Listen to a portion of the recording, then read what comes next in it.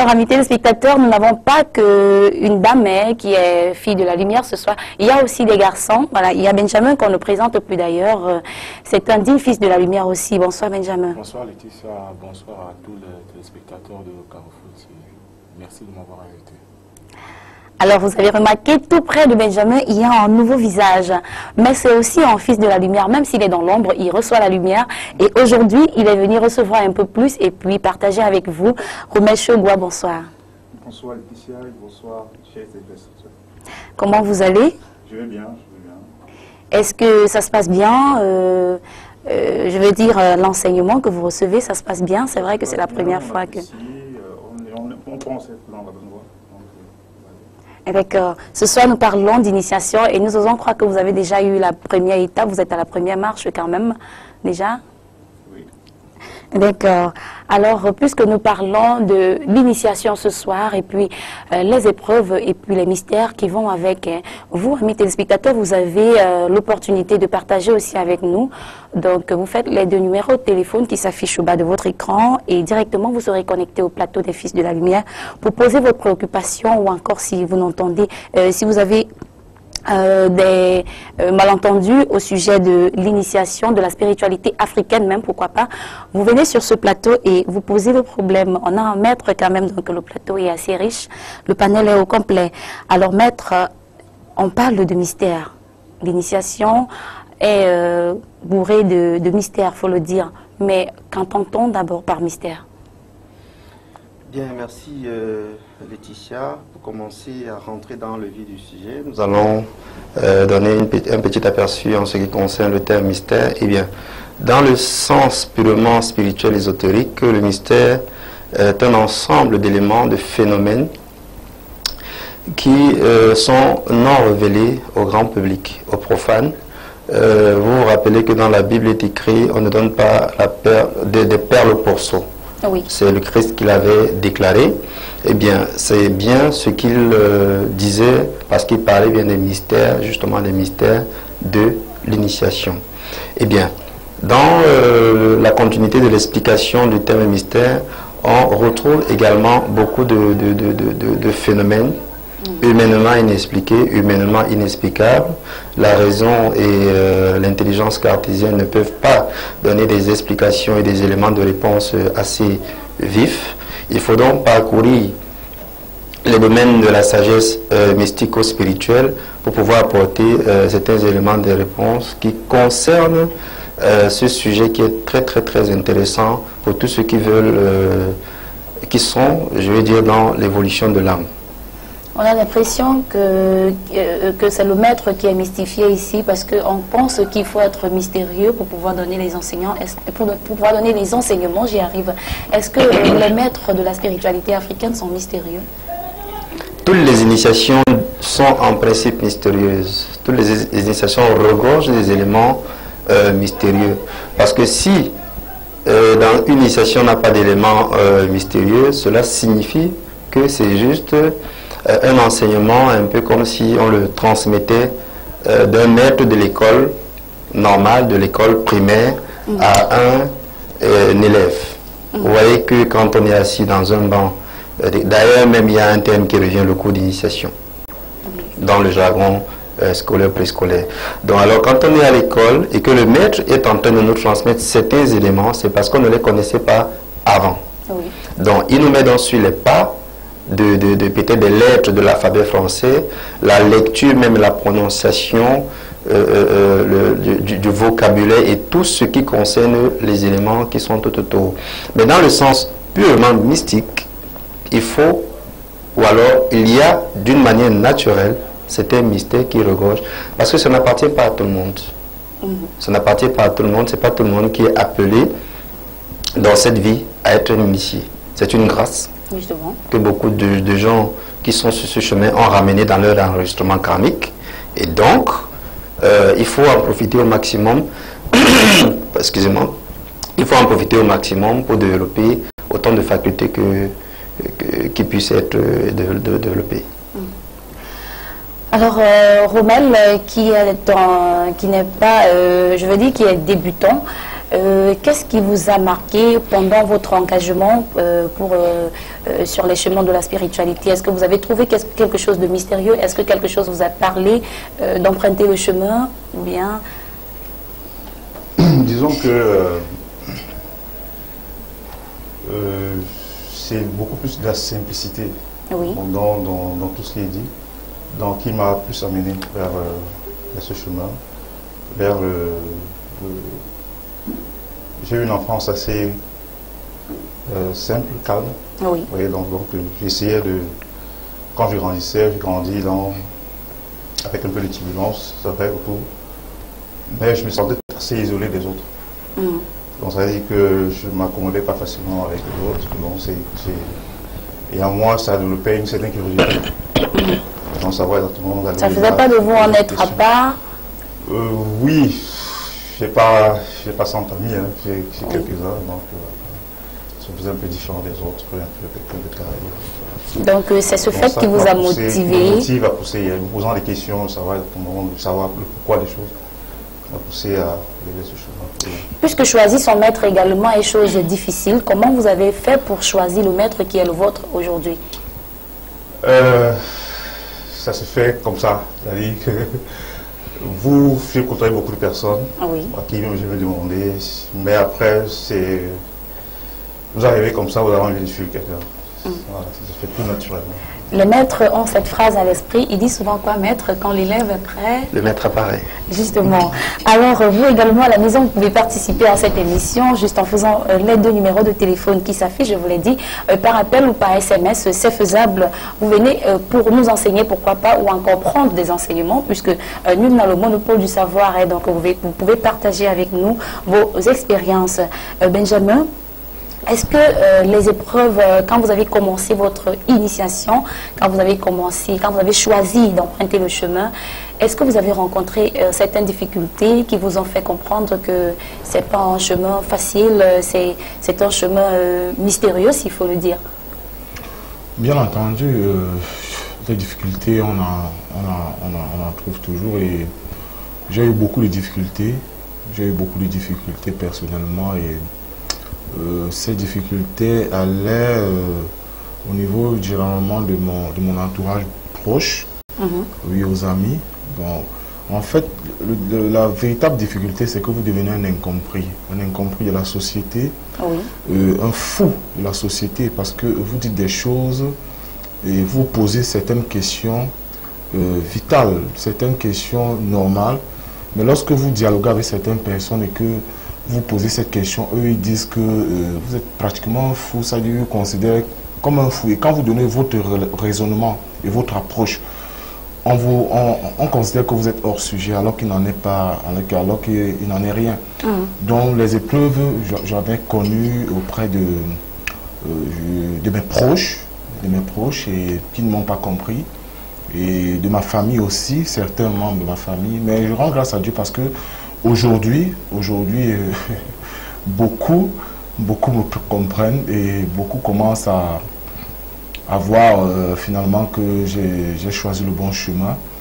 Et généralement aussi des amis qui, à un moment donné, vous disent, parfois, très souvent même, on vous dit que vous n'êtes pas sur le bon chemin. Et je passe sous le contrôle de maître parce que j'aime toujours parler sur son contrôle, parce que lui, là, c'est un peu plus que nous. Généralement, je causais avec quelqu'un qui disait que généralement, ce sont des égos. C'est-à-dire qui, paraît-il, se déplacent vers des personnes, parfois pour vous démotiver. Vous voyez un peu. Donc, vous parlez avec quelqu'un, vous dites, bon là, peut-être, je fais mes cours avec elle. On dit, non, c'est ceci, c'est cela, c'est un sorcier, c'est ceci. Je dis, mais attendez. Bon, vous vous basez par exemple sur quoi pour qualifier tel de comme ça, comme ça? Expliquez-moi. Bon, lorsqu'on arrive par vous donner un raisonnement clair, voilà, vous comprenez que ce n'est que des gens se font des caricatures d'une personne dans leur tête qui n'en est rien. Et on se rend généralement compte lorsque vous rencontrez la personne, vous dites, mais ça c'est même plutôt la personne que je cherchais depuis longtemps. Parce que lui au moins il me comprend, lui comprend que je me pose des questions existentielles de la vie et il me donne des réponses que j'imaginais et que j'attendais forcément. Parce que tout ce qu'on a dit, vous ne vous retrouvez pas et vous vous dites que mais ça semble être un mensonge. Donc les épreuves, vraiment, si je me mets à citer, vraiment les épreuves, il y en a tellement, j'en ai vraiment beaucoup eu et voilà quoi, je ne veux pas entrer dans Il vous est arrivé un sentiment de découragement, d'abandon?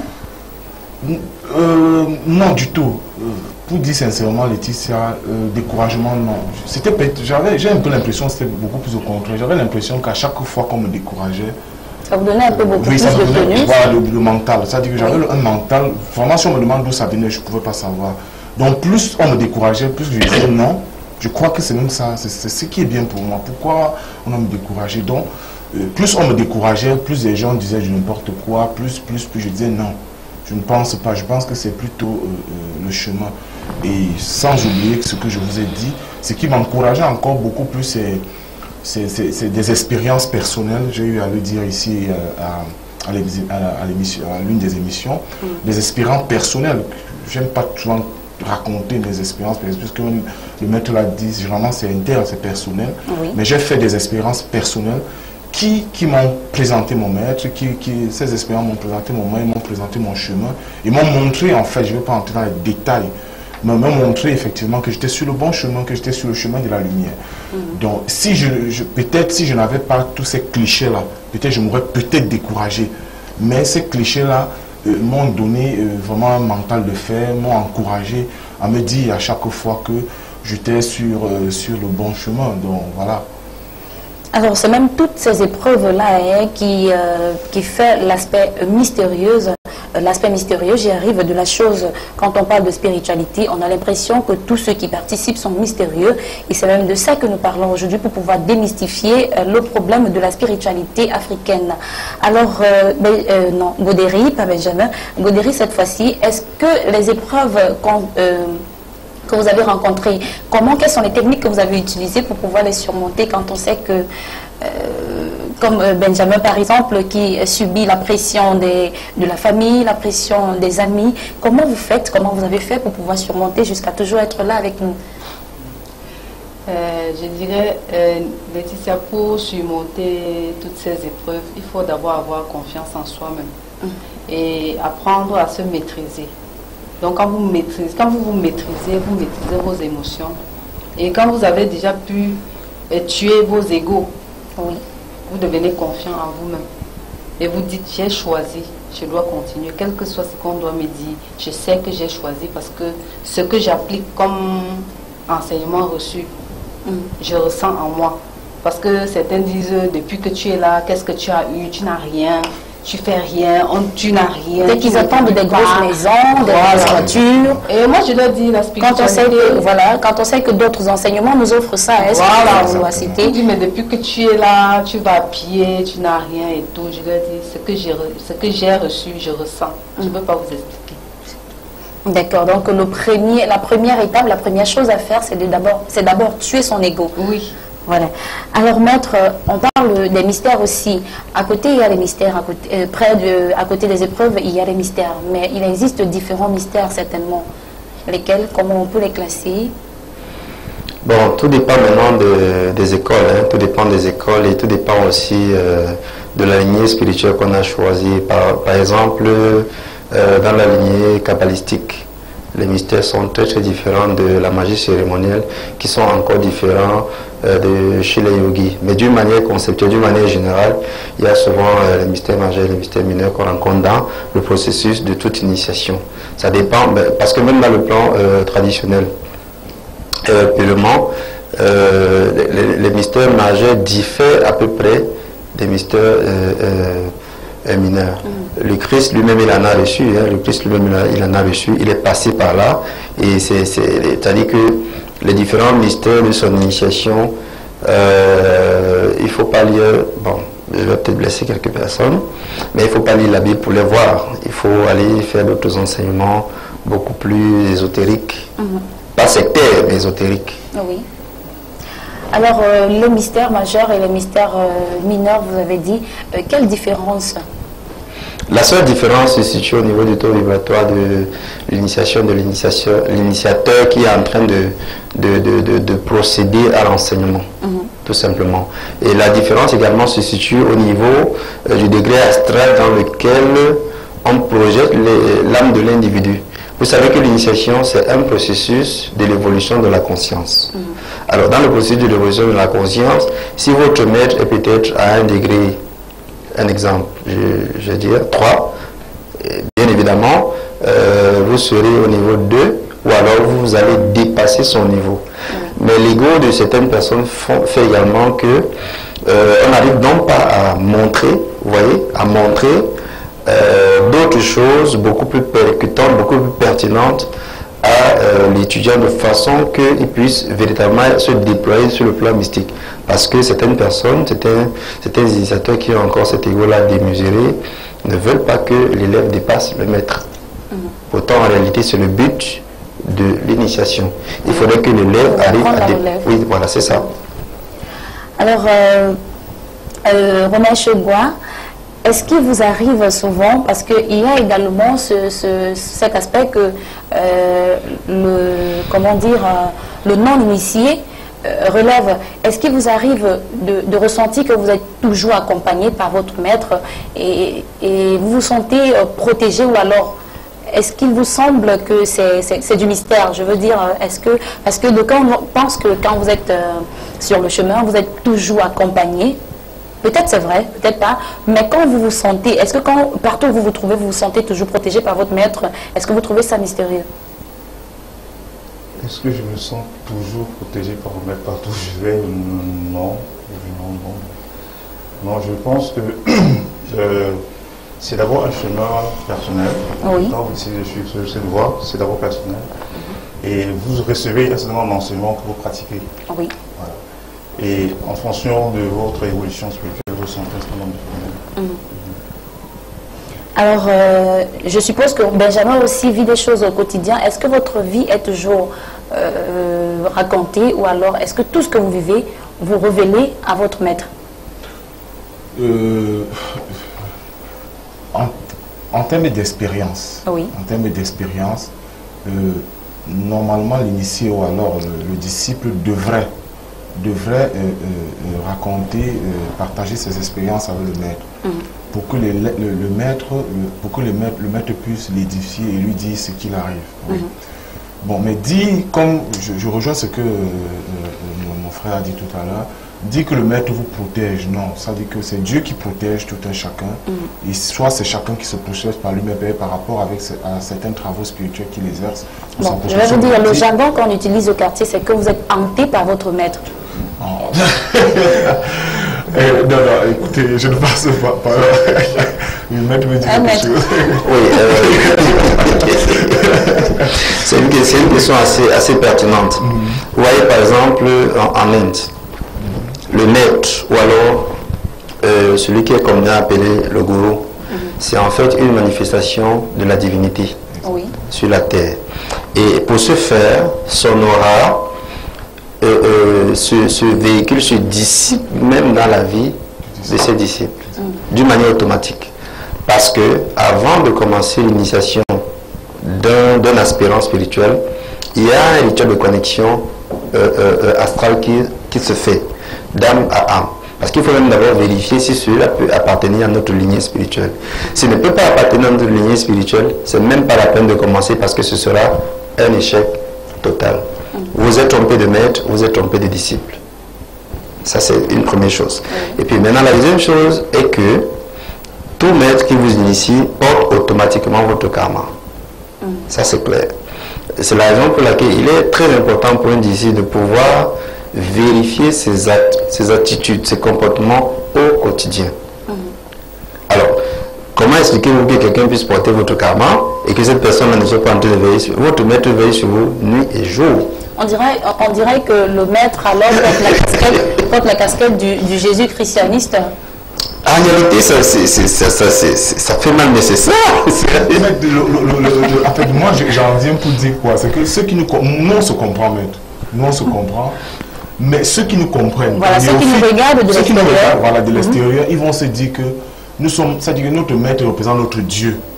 C'est dans ce sens que moi je répondais en disant que non. C'est-à-dire que nous savons tous que c'est Dieu qui protège. Si vous commencez à dire par exemple que notre maître, oui, si Romain disait tout à l'heure qu'il me protège, machin, mais il va dire, mais voilà, là voilà, ils disent, ah, c'est le maître là, c'est leur Dieu. Alors, mystiquement, tel que vous expliquez, nous on comprend. C'est-à-dire, ça se comprend qu'effectivement, il est là comme un protecteur. Par exemple, vous voyez, par exemple, des poules, la poule et ses poussins. Vous voyez un peu, elle laisse ses poussins libres de chercher à manger, mais elle veille, elle regarde. Elle regarde. Dès que le poussin est en danger, elle fait signe au poussin, ou alors elle protège même son poussin. C'est ça en fait le rôle que... Mais maintenant, quand vous dites par exemple, des gens, des téléspectateurs qui nous regardent, disent par exemple, vous avez dit tout à l'heure quoi? Ils peuvent dire que oui, vous êtes hanté par votre maître, il vous suit partout, même dans votre intimité. Peut-être c'est le cas. Peut-être c'est le cas et je pense que ça ne me gênerait pas que ce soit le cas s'il s'agit de maître de lumière. Et je sais, nous savons que nous avons des maîtres de lumière. Et c'est de ça qu'il s'agit. Si c'est un sataniste, là c'est dangereux. Mais si c'est un maître de lumière, ça ne me gênerait aucunement, pas du tout. Hanté par un maître, bon, moi je pense que c'est l'exagération. C'est l'exagération. Moi je pense quand même que lorsqu'on prend ce chemin spirituel, le maître doit jouer son rôle. Et pour notre cas, nous savons, sans toutefois dire ce qui n'est pas vrai, mais ce que nous disons, ce que moi je dis est vrai, nous savons qu'il joue humblement son rôle, normalement son rôle, par rapport aux conseils qu'il nous donne, par rapport au message qu'il véhicule, par rapport à tout ce qui va autour de notre initiation, de nos enseignements. Nous savons que nous sommes sur le bon chemin. Bon, mais que les gens pensent que nous sommes hantés, bon, vraiment, nous respectons leur point de vue, mais c'est pas ce que nous ressentons, tout simplement. Il y a Godéry qui n'a rien dit depuis cette question, même si le plateau a un peu bougé dans tous les sens. Elle n'a rien dit du tout. Est-ce que c'est pour dire que Godéry n'a pas ressenti... Est-ce que Godéry n'a pas aussi souvent ressenti la présence de son maître ou alors... Comme Benjamin l'a dit tout à l'heure, le maître est là pour nous guider. Donc, il nous donne des enseignements et il nous met à l'épreuve. Mais je sais que quand nous sommes en difficulté, il est là. Même si vous ne le voyez pas. Oui, oui. Il est là parce que quand vous pratiquez ce qu'il vous a donné comme enseignement et que vous êtes dans une situation vraiment délicate à cet instant-là, quand vous pensez à ça, vous sentez qu'il y a quelque chose, il y a une vibration. Oui, moi je l'ai ressenti. Il y a Benjamin qui dit je n'ai pas dit le reste parce qu'il y a des non-initiés qui ne peuvent pas comprendre la chose. Mais ils peuvent comprendre s'ils nous posent la question. C'est d'ailleurs pourquoi les deux numéros de téléphone s'affichent au bas de votre écran. Donc par SMS ou par appel, vous pouvez venir dans ce programme à tout moment. Alors maître, il se pose réellement le problème de toujours se confier au maître. Est-ce que tout ce que nous vivons normalement doit être révélé au maître? Oui, Laetitia, votre maître, c'est votre premier confident. C'est votre papa, c'est votre maman, c'est votre frère, c'est tout pour vous en fait. Le maître n'a pas le droit d'interférer ou de faire des impositions en tant que dans la vie de son disciple. Il joue le rôle de conseiller, il joue le rôle de guide, il joue le rôle d'instructeur, il joue le rôle d'orientateur. Mais ça ne veut pas pour autant dire forcer une certaine attitude, parce que forcer une certaine attitude augmente davantage le karma de celui-ci, donc du maître. Je vais vous donner un exemple très clair. On a souvent reçu des étudiants qui, par exemple, vous leur dit, ok, bon voilà, la période qui va peut-être entre le 10 et le 13 novembre est favorable parce que les lunaisons, il y a une grande densité énergétique, donc je n'ai à cette période-là. Bien, celui qui décide par exemple de faire le faible ou le paresseux, vous n'allez jamais prendre un bâton pour, je sais pas moi, c'est pas une imposition en fait, c'est des recommandations. Voilà, et il vous revient donc maintenant à vous de pouvoir faire un rapport bien détaillé et le revoir pour lui dire bon, j'ai par exemple eu tel rêve, j'ai au cours de ce jeune-là, j'ai eu à faire telle expérience. Même dans la rue, on fait des expériences tous les jours. Dans la rue, on rencontre des anges tous les jours. Tous ceux qui sont sur le chemin initiatique rencontrent des anges tous les jours. Mais les gens voudraient bien que ce soit des anges habillés de blanc, avec des ailes, qui viennent devant nous pour nous délivrer des enseignements. Voilà. Donc, il faudrait qu'on soit tout simplement très attentif et non attentiste aux au déroulement de nos journées quotidiennes et le soir, faire le bilan. Le fait donc maintenant, comme Benjamin disait tout à l'heure, le fait donc de reporter ces éléments, que ce soit les rêves, que ce soit les expériences, que ce soit les difficultés, que ce soit les petits couacs qui peuvent nous arriver, permettent, parce que celui-là a déjà une certaine capacité spirituelle évolutive, il a même la capacité de pouvoir monter pour aller chercher la solution à votre problème. Donc quand il revient, il vous dit, voilà, faites ceci, faites cela, et vous ressentez que ça s'est débloqué. Et comment vous constatez alors, Benjamin, par exemple, si on vous indique une épreuve à traverser pendant votre initiation, comment vous la remettez en cause, comment vous la mettez en évidence pour pouvoir comprendre qu'ici c'est la bonne ou la mauvaise épreuve? Disons, pour répondre à votre question, on ne vous indique pas l'épreuve, vous vivez l'épreuve. On ne vous dit pas, on vous envoie pas un mission. Là, c'était pas l'épreuve, mais les étapes, voilà, les étapes de l'initiation, par exemple, à un niveau, il faut bien qu'on vous dise de faire ci ou de faire ça. Comment vous réussissez à comprendre au fur et à mesure que, du moins, il faut le faire sans toutefois mystifier la chose? Bon, si je comprends votre question, parce que je peux m'égarer. Donc, si je comprends bien votre question, moi, je répondrai en disant que déjà dans nos enseignements, il y a des enseignements que nous recevons. Quand nous recevons ces enseignements, nous les appliquons. Et lorsqu'on les applique, très souvent, nous avons généralement des expériences sur le plan onirique, ou en rêve. Bien. Et maintenant, en rêve, vous pouvez savoir que face à telle épreuve, vous pouvez savoir, en fait, vous pouvez savoir que là, vous avez réussi l'épreuve ou pas. En rêve, ça veut dire que vous savez. Et si vous n'avez pas terminé l'épreuve, vous pouvez aussi savoir. Parce que vous pouvez commencer une épreuve, vous ne la finissez pas. À mon humble avis. Bon. Donc, vous pouvez savoir que vous avez commencé une épreuve, vous n'êtes pas en train de la finir. Et puis, lorsque vous finissez cette épreuve, bon, maintenant, vous savez effectivement que vous l'avez fini. Bon, maintenant, si vous me dites de vous dire que oui, quand vous avez réussi l'épreuve, c'est quoi? Les gens acclament, machin. Vraiment, je ne pourrais pas vous dire parce que ce sont des choses vraiment, je dis toujours, cet aspect est intime et personnel. Bien. Bon, maintenant, dans un autre. Maintenant, il y a des épreuves que nous vivons au quotidien, comme Maître l'a dit par exemple. Oui. La véritable épreuve que la plupart des disciples de la lumière rencontrent ou ont, c'est l'épreuve, c'est vrai qu'il y a l'épreuve de l'air, des différents éléments de l'air, de l'eau, machin, mais il y a l'épreuve de feu, la colère. Ça, c'est une épreuve vraiment où il faut vraiment se maîtriser, c'est pas évident du tout. C'est-à-dire que vous êtes dans une situation, je prends un exemple, peut-être vous êtes en train de jeûner, vous êtes en train de faire votre ascèse et puis vous ne voulez vraiment pas. C'est en ce moment-là, quelqu'un vient vous dire n'importe quoi, vous avancez n'importe quelle parole, vous mettez dans tous vos états. Oui. Vous voyez un peu. Et c'est en ce moment-là que vous deviez, d'abord vous rappeler que vous êtes en jeûne, et en jeûne, vous ne devez pas dire n'importe quoi, vous devez tenir votre langue. Et c'est en ce moment-là que vous devez souffler profondément pour éviter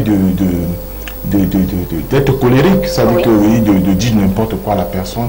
Et en ce moment-là, face à cette situation, très souvent, vous réussissez votre épreuve. Et je parle toujours sur le contrôle de maître. Dans certains livres que j'ai eu à lire, on nous dit très souvent que sur le chemin initiatique, surtout de lumière, nous sommes toujours accompagnés par les maîtres de la loi qui sont là pour nous noter, pour nous voir. Ils savent, ils disent tel, voilà. Ils savent que, voilà, quand vous réussissez par exemple à transcender une situation pareille, on sait que vous avez bravé l'épreuve. On sait que vous avez bravé l'épreuve. Et c'est comme par exemple, vous êtes dans un établissement scolaire, vous êtes par exemple à la CIL, après la CIL, vous allez au préparatoire, ainsi de suite. Quand vous bravez l'épreuve, vous allez d'une classe à l'autre.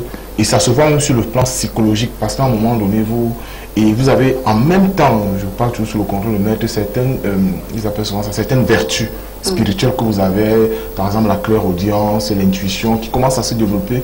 Et tout à l'heure, quand je rencontre le maître, puisque nous sommes entrés au même moment, je dis, mais maître, comment nous arrivons au même moment? Il a dit que vous appelez ça quoi? La télépathie, par exemple. Voilà, vous voyez que là, en ce moment, vous développez, par exemple, c'est ça, ce sont des vertus spirituelles. Donc, vous pouvez rester là, par exemple, Godéry pense à moi, je pense à elle, je l'appelle. Oui. Par exemple, ça se passe seulement dans le cadre des initiés ou très souvent, c'est dans le cadre des initiés. Mais comme là, il y a des gens qui viennent avec déjà, vous avez appelé ça qui viennent avec certaines vertus déjà. C'est-à-dire leur âme vient, ce sont des gens qui ont travaillé auparavant dans les vies passées et qui viennent avec certaines vertus. Et j'ai mon maître des arts qui me disait généralement que lui, quand il pense à quelqu'un, lorsqu'il pense à quelqu'un, oui, allô, bonsoir madame. Allô? Oui, allô, bonsoir madame. Allô? Oui, allô? Allô, bonsoir. La téléspectatrice est partie, c'est pas bien grave, vous pouvez toujours nous revenir, nous vous recevons nous vous recevons 5 sur 5, donc il était juste question de poser votre problème, même si vous n'avez pas le retour, ça peut être un souci technique qui va être réglé d'ici là, voilà. Oui, Benjamin. Donc je disais donc lorsque vous travaillez, vous avez donc certaines vertus, d'autres peuvent ramener ces vertus des vies antérieures, d'autres c'est à force de travailler qui commence à avoir ces... Je disais donc que j'ai un de mes maîtres qui me disait, lorsqu'il pense à quelqu'un, cette personne apparaît. Ah oui. Donc ce sont des... Vous ne comprenez pas pourquoi, vous pensez à quelqu'un, je pense à Godéo ou à Rommel, immédiatement elle m'appelle. Donc c'est ça en fait. C'est une connexion. C'est une connexion, vous commencez à être connecté, et vous, c'est comme ça quoi. Ce sont les vertus que vous avez au fur et à mesure. D'accord. Alors on parle d'initiation, des mystères, de ces mystères et puis de ces épreuves aussi ce soir. Vous avez 2 numéros de téléphone pour réagir dans cette émission. Par appel ou par SMS, on va souffler un peu pour comprendre c'est quoi l'association Rencontre Culturelle. C'est où ces Fils de la Lumière que vous voyez sur ce plateau évoluent. C'est dans cette association qu'ils évoluent. On va d'abord prendre la téléspectatrice. Allô? Oui, parlez. Allez-y madame, je vous écoute. Allô? Je vous écoute, allez-y. Allô? Oui, allô, vous êtes en direct de Carrefour TV. Bonsoir madame. Non, on va encore être coupé parce que la dame n'a pas de retour. Peut-être vous changez de position et puis vous nous rappelez. Et donc, je disais, nous parlons d'initiation de ces épreuves. Alors, on va prendre l'élément association rencontre culturelle pour comprendre de quoi il s'agit exactement, avec la complicité, bien sûr, de l'infatigable Théo qui assume la partie technique ce soir. Tenez ceci.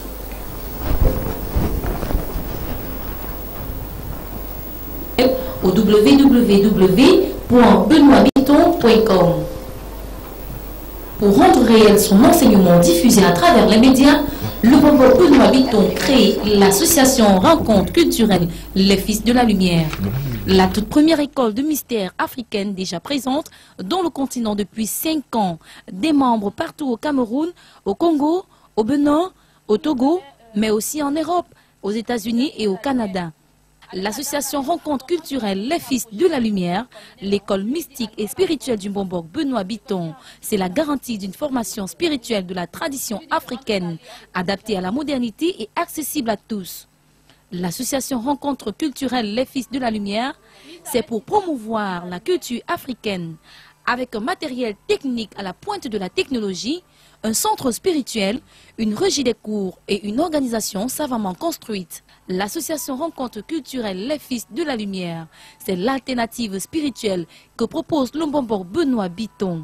Demandez la documentation d'inscription au secrétariat de l'association Rencontre Culturelle au 00237 677 71 61 36 697 06 20 91. Carrefour.mystère@yahoo.fr ou tout simplement compose le 6 60. Alors, ne laisse pas le monde des ténèbres t'envahir. 18 ans et plus, tu aspires à la spiritualité. Le grand maître des arts mystiques, Mbombo Benoît Biton, te donne la possibilité de développer ton 3e œil. Alors, ne laisse pas le monde des ténèbres t'envahir. Saisis l'opportunité et inscris-toi via notre adresse email carrefour.mystère@yahoo.fr ou tout simplement compose le 6 77 71 61 36 ou 6 97 06 20 91 et rejoins les disciples de la ligne bleue par le biais de Carrefour TV.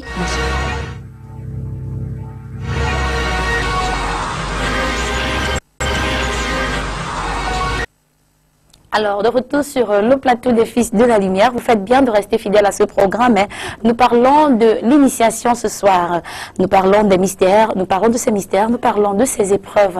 On sait que la spiritualité a un contour mystérieux et c'est de ça que nous essayons ce soir de parler.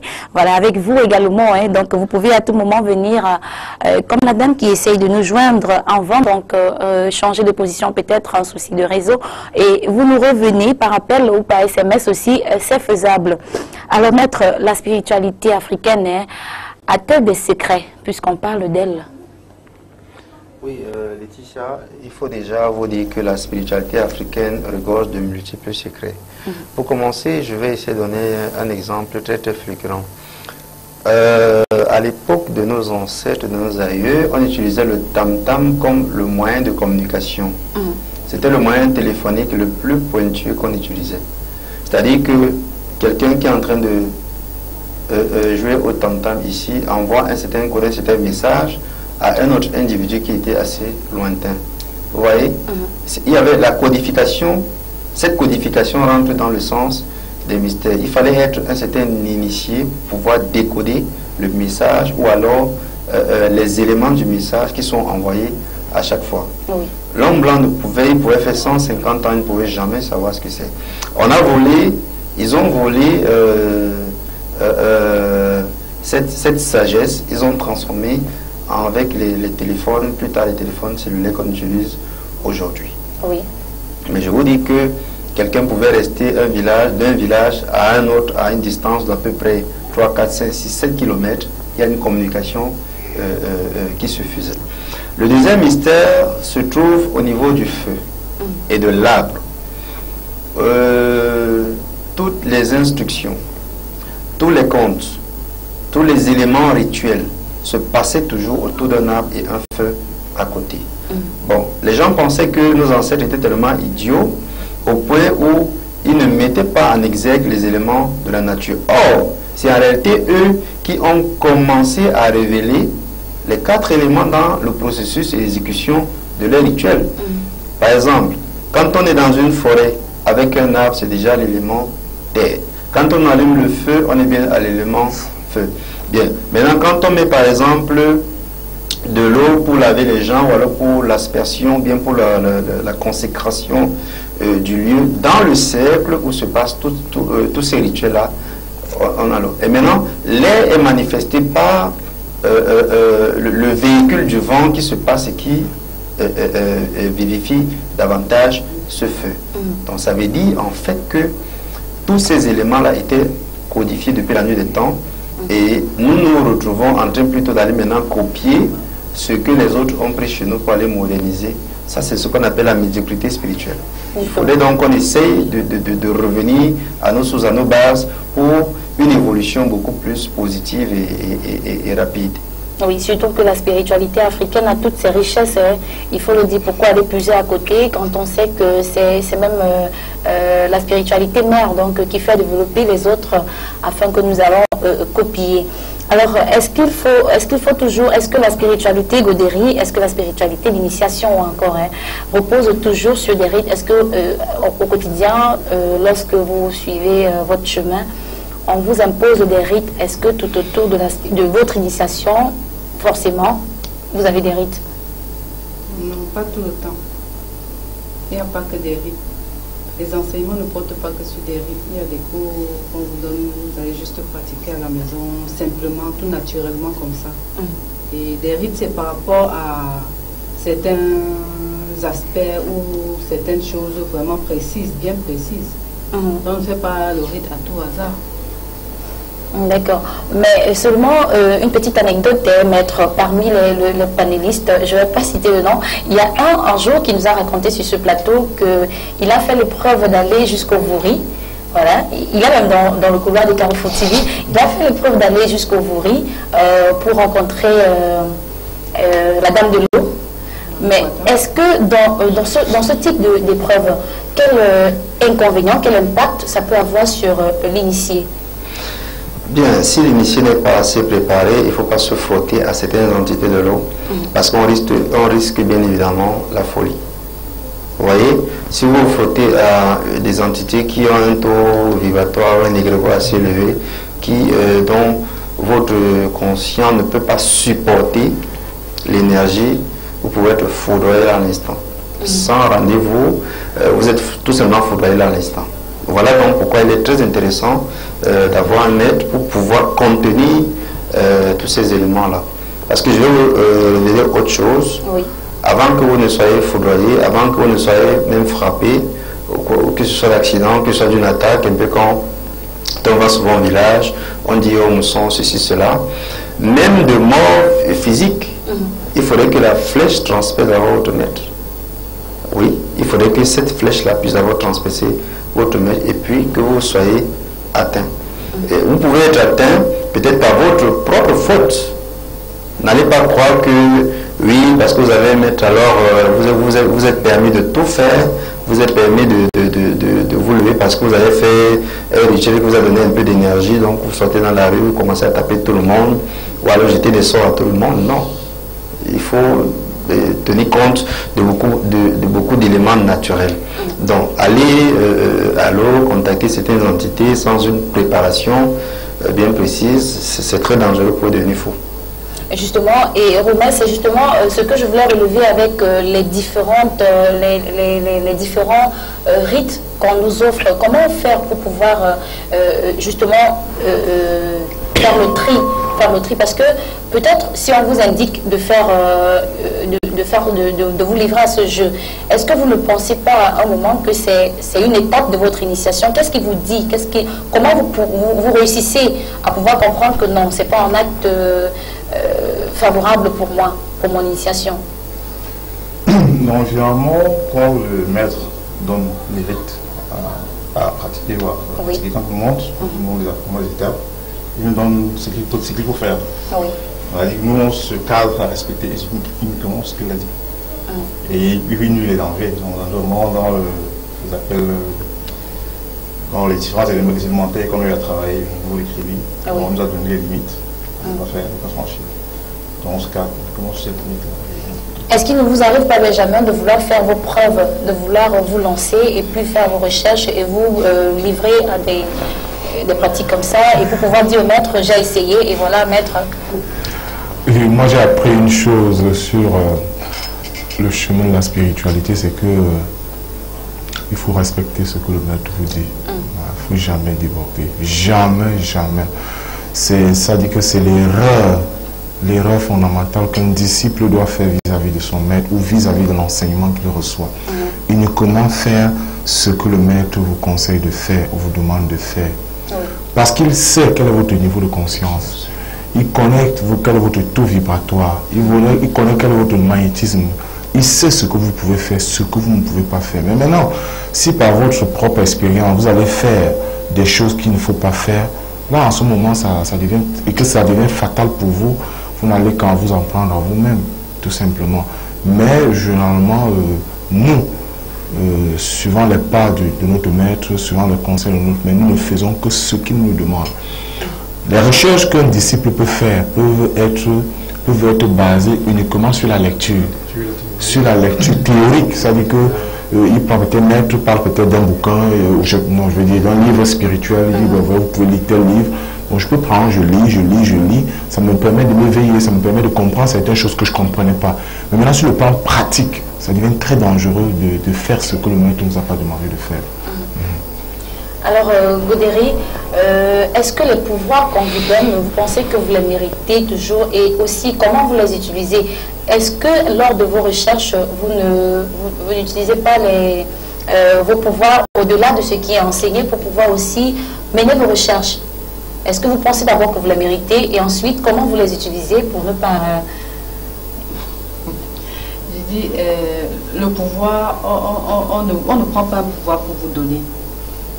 Vous devez mériter ce pouvoir à partir de vos recherches, à partir de vos pratiques. Oui. Parce que tous les enseignements qu'on vous donne, c'est à base de cela que vous acquérez des pouvoirs. Donc, c'est pas parce que vous êtes tous des élèves d'une même classe, que nous sommes tous des élèves à l'école initiatique, que nous avons le même niveau. Oui. Parmi nous, il y a certains qui sont encore plus bas et d'autres ont un niveau élevé et qui vivent à un taux un peu plus élevé. Donc le pouvoir de chacun sait comment le canaliser. Et c'est par rapport au travail que tu effectues que tu développes ton pouvoir. L'autre aspect mystérieux, maître, comment vous canalisez vos apprenants, voilà. Donc, est-ce qu'il y a des récalcitrants? Est-ce qu'il faut classer par ordre de côté fort, comme à l'école, et côté faible à un moment? Oui, la classification est beaucoup plus intérieure. Hein. La classification est beaucoup plus intérieure. On ne peut pas le démontrer extérieurement. Ça risque de frustrer et même de ralentir le processus d'évolution de certaines âmes. Préalablement, il faut donner la chance, la même égalité de chance à tous les apprenants. Et donc, il y a toujours des gens qui sortent de l'eau à travers leur sérieux, à travers la fréquence de leurs invocations, à travers la fréquence de leurs rituels, le respect qu'ils ont vis-à-vis des autres âmes de la vie, du quotidien. Dans l'évolution spirituelle, il y a quelques petites règles qu'il faut vraiment respecter. Le quotidien doit être vraiment harmonieux. Si vous avez des couacs avec quelqu'un dans la journée, ben, il faut tout faire pour réparer ça mentalement avant de s'endormir. Ça, c'est très important. Bon, pour revenir à autre chose, il faut qu'on rappelle ici que l'une des lois spirituelles, c'est oser. C'est très, très important de savoir oser. Savoir oser ne suppose pas aller se frotter à des choses qui dépassent notre entendement. Aller se frotter à des rituels qui nous dépassent en énergie, donc on ne comprend même pas ni tel ni que, tout simplement parce qu'on a vu un rituel, oh, c'est tellement bon, ça donne telle chose, voilà, on se met à dessiner, on se met à rentrer dans le cercle, à invoquer un tel, ça c'est très très dangereux. Mais oser dans le sens, par exemple, que on se décide personnellement de pouvoir peut-être faire un jeûne d'Esther de 3 jours à sec, vous voyez, en se donnant des restrictions fermes, de pouvoir réciter un certain mantra avec un certain nombre de fois par jour. Vous voyez? Et avec certains éléments qui sont tout autour, comme par exemple la consommation de fruits uniquement, peut-être une fois par jour. Ça, c'est des choses qui élèvent. N'attendez pas qu'un maître vous dise cela. Osez faire des choses qui sont moralement, qui sont spirituellement concevables par votre niveau. Vous définissez certaines règles fixes et fermes, personnelles, et puis vous allez voir comment l'évolution se fait d'une manière très très très très rapide. Alors, puisqu'il faut justement faire la part des choses, Rommel, est-ce que les tracés, je veux dire, tous ces tracés qu'on vous indique, donc il y a des figures qu'il faut utiliser. Ici, il faut essayer de démystifier la chose. Est-ce que, parce qu'il faut dire que ces figures sont déjà utilisées même en mathématiques, maître. Il y a des figures qu'on utilise en spiritualité qui sont aussi des figures mathématiques. Tout à fait. Mais alors, comment vous faites, ou encore, comment donner l'explication pour qu'on puisse comprendre qu'il ne s'agit pas du mystère, en fait? Il faut démystifier le truc autour de ces figures.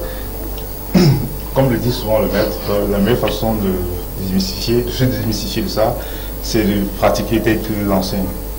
Essayer de le pratiquer, essayer de moi de tracer un triangle. C'est ceux qui sont à la maison qui tracent un triangle, qui essaient de suivre exactement ce qu'il fait dans les vidéos. Ils verront eux-mêmes, ils apporteront un jugement par rapport à ce qu'ils disent. Maintenant, c'est ce que moi je pense que c'est la meilleure façon de faire, de démystifier. Généralement, comme vous l'avez dit, c'est des figures qu'on apprend à l'école.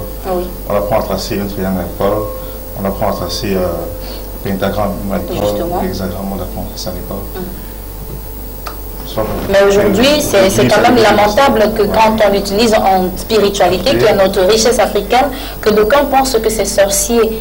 Alors, pour démystifier ça aujourd'hui, c'est pourquoi nous avons choisi de parler de l'initiation, de ces mystères et puis de ces épreuves.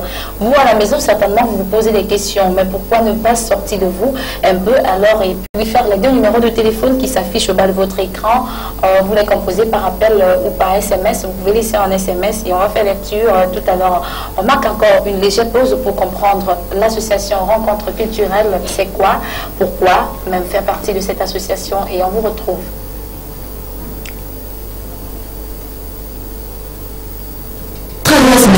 Benoît.biton@gmail.com.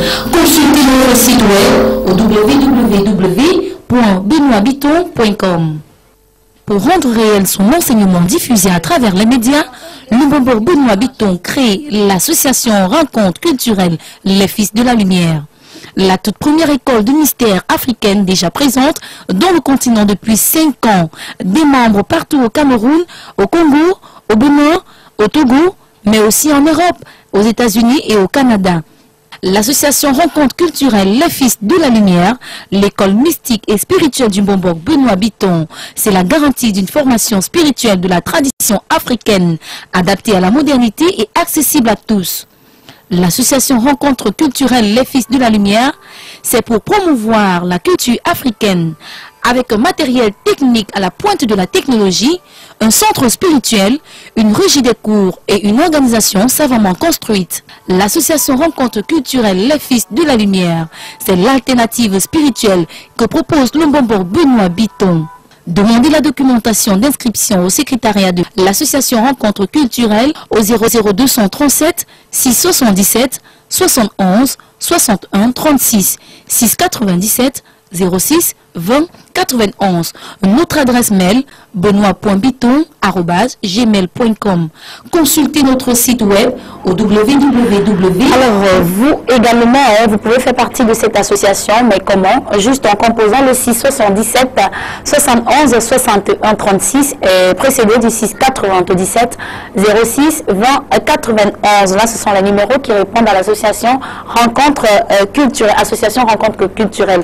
Alors pour réagir dans cette émission, vous faites les 2 numéros de téléphone au bas de votre écran pour parler aujourd'hui des mystères et des épreuves de l'initiation. Quand on sait que la spiritualité africaine est assez riche, Maître, quelle est exactement la particularité, comment elle se démarque la spiritualité africaine? La spiritualité africaine touche directement un égrégore puissant, un égrégore qui n'a rien à voir. Bon, pour expliquer cela, allons un peu terre à terre. Vous avez votre grand-parent qui a grandi, par exemple au village, qui a été connecté durant toute sa vie à la forêt, à l'eau, ainsi de suite, ainsi de suite. Bon, la multitude des rituels qu'il a eu à pratiquer durant toute sa vie dans ce village crée automatiquement un égrégore qui peut transmettre d'une génération à une autre.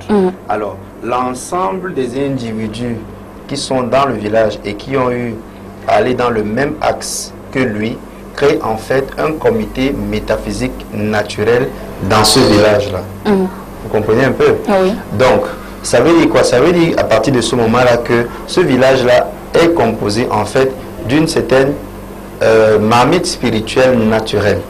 Il suffit simplement que les futures générations soient volontaires, ou alors qu'on puisse au moins détecter une âme prête pour pouvoir porter cette vibration et pouvoir transmettre également autour de lui pour pouvoir perpétuer cette technique. Bon, je vous rappelle par exemple que dans mon village où je suis né, les grands-parents rentraient dans de l'eau avec une pipe allumée et puis ressortaient avec le poisson fumé étant sec. Mystère. Oui, tout naturellement. Voilà un mystère ce qui est très très profond, qui est très subtil. Vous voyez, oui. Ça c'est un enseignement, vous ne verrez ça dans aucune école initiatique européenne. Personne ne va vous enseigner ça. Personne n'est même capable de le faire, si ce n'est pas en Afrique. Voilà. Justement. Donc, la richesse et la splendeur de ce que les Africains sont capables de faire, c'est tout simplement extraordinaire. Ça dépasse même l'entendement humain. Voilà. Alors, Godéry, est-ce qu'il vous arrive de penser que vos maîtres ne vous livrent pas entièrement? Est-ce que vous avez l'impression qu'ils ont des secrets qu'ils réservent pour eux, ou bien dans la spiritualité africaine, dans votre initiation, c'est fluide, ça passe aussi simplement? Je dis, Laetitia, dans l'initiation, le maître ne peut pas tout nous donner à cet instant parce que nous sommes des débutants. Oui. Donc, c'est pas à pas. Et le maître nous connaît, il nous sonde, il sait que telle personne est à tel degré, telle personne vibre à un degré élevé à tel niveau. Donc, il ne peut pas nous donner tous les secrets. Parce que, imagine-toi qu'ils vous disent, si vous utilisez ceci, vous allez obtenir ça. Et du coup, vous ne savez pas si, en obtenant ça, est-ce que vous allez pouvoir le maintenir. Et subitement, vous faites ça et puis vous avez l'envers du décor. Vous allez dire qu'il vous a donné des choses. Donc, il sait qui nous sommes et il nous donne des enseignements par rapport à notre niveau. Et il n'y a pas de discrimination. Donc, même ceux parmi nous qui ont un degré un peu élevé, un niveau élevé par rapport aux autres, nous tous nous recevons les mêmes enseignements. C'est lui seul qui sait que celui-ci a déjà évolué. Et au moment opportun, vous allez passer de grade.